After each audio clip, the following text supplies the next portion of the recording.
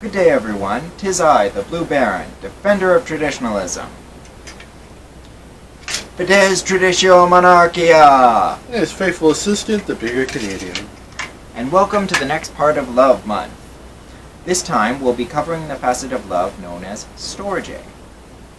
Storge, or familial love, pertains to the love between parents and their children.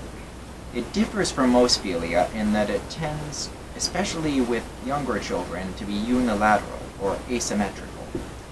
More broadly, storge is the fondness born out of familiarity or dependency, and unlike eros or philia, does not hang on our personal qualities. People in the early stages of a romantic relationship often expect unconditional storge, but find only the need and dependency of eros, and if they are lucky, the maturity and fertility of philia. Given enough time, eros tends to mutate into storge. Now, as the main example of this type is the love between parents and their children, the television episode we will be reviewing today will naturally feature that prominently. By the way, you need to be more consistent with your beard trimming. Yes, father. Don't you be sarcastic with me, young man. I'm older than you. Yes, by about 6 months. But since that's less than even the normal 9 months required for elder brothers from the same womb, you're classified as a peer. And since I'm also technically your boss, as you pointed out a few times, that gives me authority over you. Plus, I'm the responsible, mature one, who tries to act the gentleman in every way. That being said, in our case it can often go both ways. That's one of the things I like about it. Oh, now that I think about it, I need to get back in contact with Adam Spencer. I've given him special thanks in the end of each video, but I should let him know about it through a more direct method as well. Anyway, let's jump into the wild Thornberrys and learn that Nigel knows best.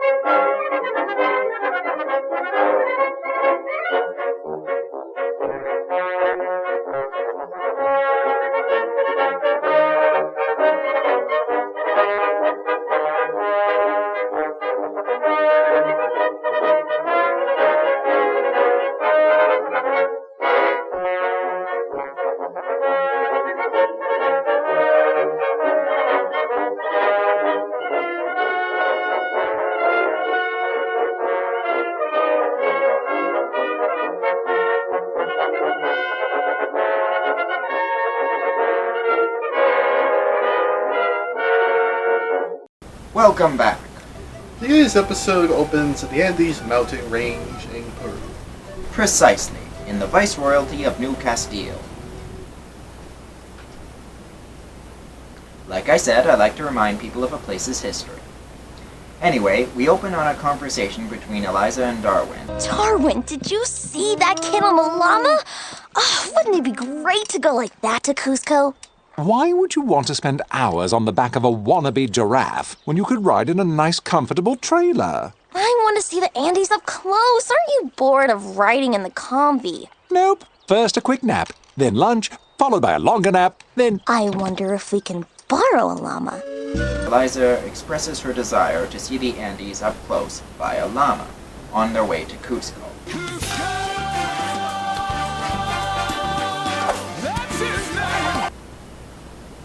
Oh, come on, they were all thinking it.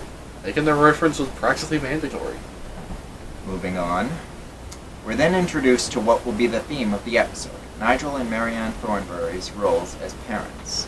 As Mrs. Thornberry has a mother-daughter moment with Debbie. Gosh, is this one of those mother-daughter moments? as she teaches her how to make a makeshift fan belt out of pantyhose. I'm sorry. I'm sorry. This is why we do not use words like that on this program. It is not BBC policy to get easy laughs with words like bum, knickers, botty or wee-wees. For it can easily cause one side of the people to go into fits of giggles, and the other side of the people, those with Victorian sensibilities, to go, ooh, dear. Well, Act all prim, posh and such. Nigel then returns from the post office with a smashing parcel from Marianne's mother. Unfortunately, Marianne herself does not think it's so smashing, as mother has a habit of, well, just watch this clip. Where did you get those? Grandma sent them. I can't believe my mother sent cheese crunchies again. Nigel, did you see that?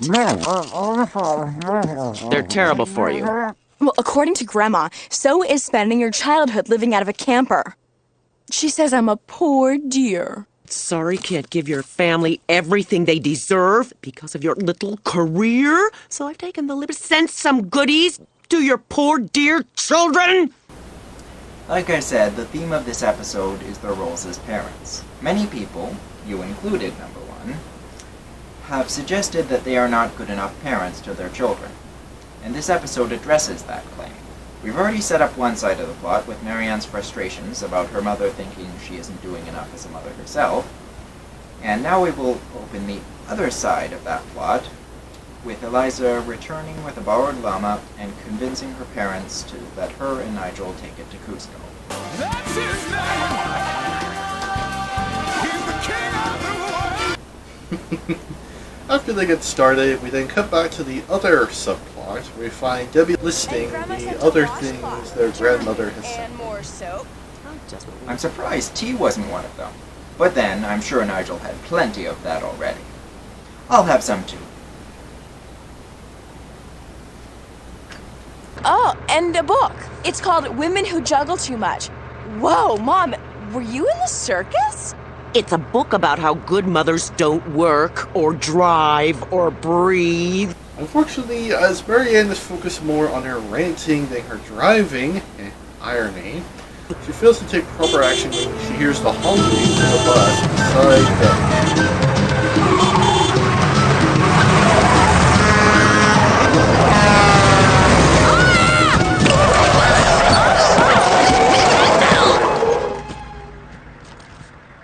Oh, for goodness sake!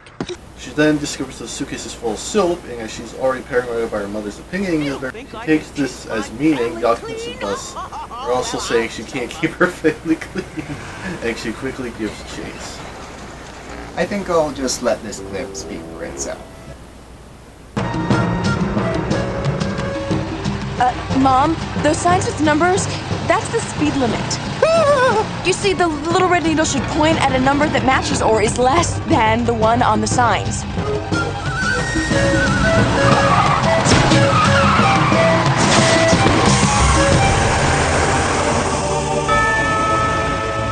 Put that in your soap dish! Oh, what is with you, Mom? Hey, they blew a tire! You bunch of reckless, irresponsible, good-for-nothing. Mom? Oh, they'll think twice before they throw soap at me again, oh. And now what did you want to tell me? Nothing. Meanwhile, Nigel and Eliza have just begun to scale Mount Veronica, as Over runs the only llama trail through the Andes to Cusco.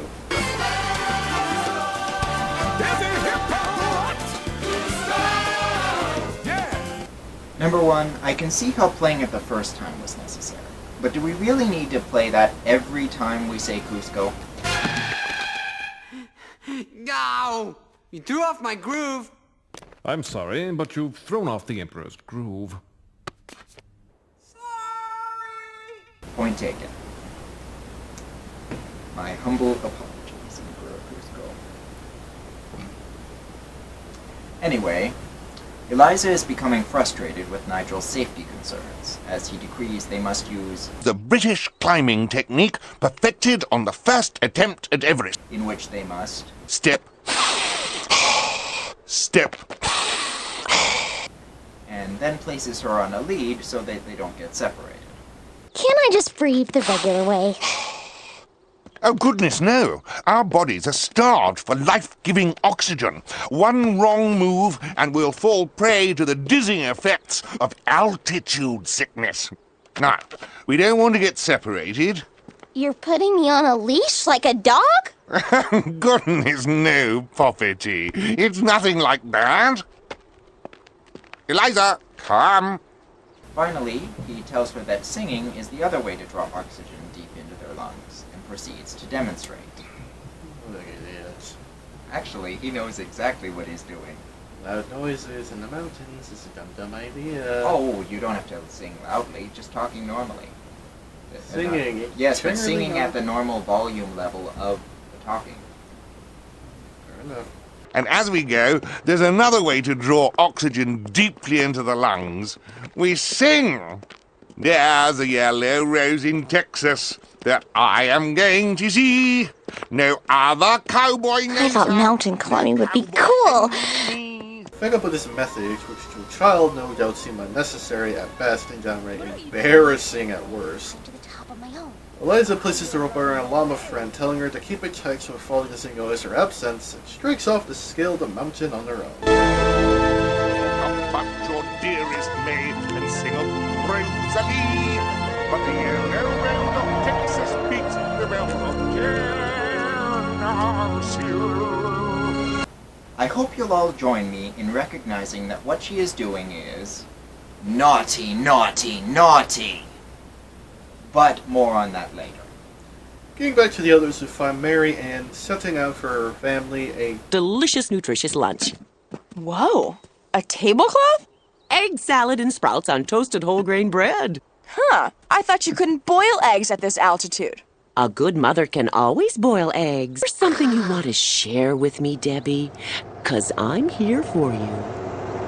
Oh! Nuns? Nuns think I'm a bad mother? Where's Donnie? Okay, let's roll.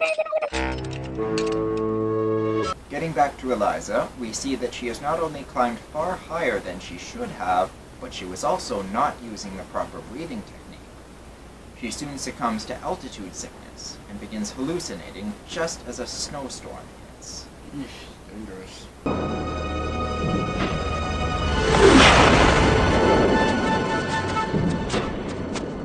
Eliza! We need to get out of this storm and make camp! Eliza? Eliza!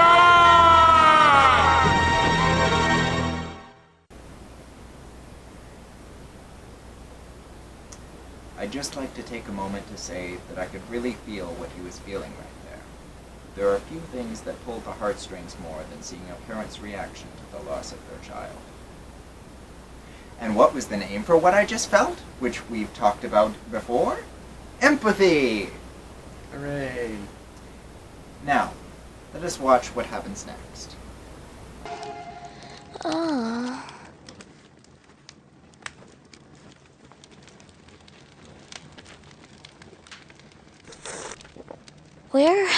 Where am I? You don't speak English. Oh, you're awake. Good show. Dad, what happened?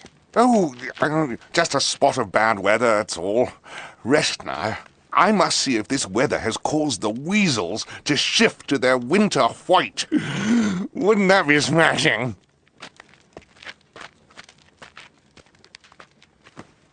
Thank you for saving me.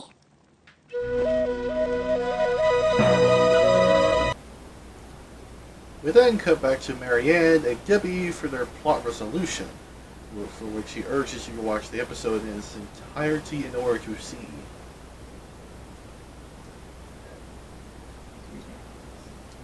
Finally, we come to the plot resolution for Nigel and Eliza, which ties very well into today's subtheme. Eliza is being carried down the mountain by her father, and he asks her to rest for a minute while he investigates a nearby animal call. But Dad, there's camp. People are waiting for the llama. You really need to get your strength back. I won't be a minute. My dad won't let us go. He must think I'll faint or something. Well, you did almost freeze to death the last time you wandered off. That's different. I got disoriented. You're lucky. I know, if it weren't for those Incas... The Incas didn't save you. It was your father. He found you in the snow. He put you under his coat to keep you warm.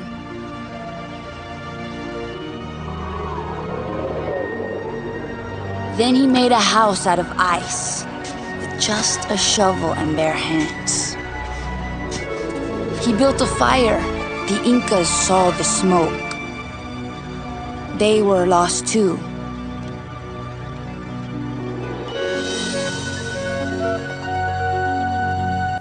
Finally seeing her mistake, Eliza goes to see her father and apologizes for wandering off. He's very understanding. I'm sorry I wanted Some might say a bit too Well, I understanding. probably would have done the same. And the thing Thornberrys if lets her you know were that all is forgiven.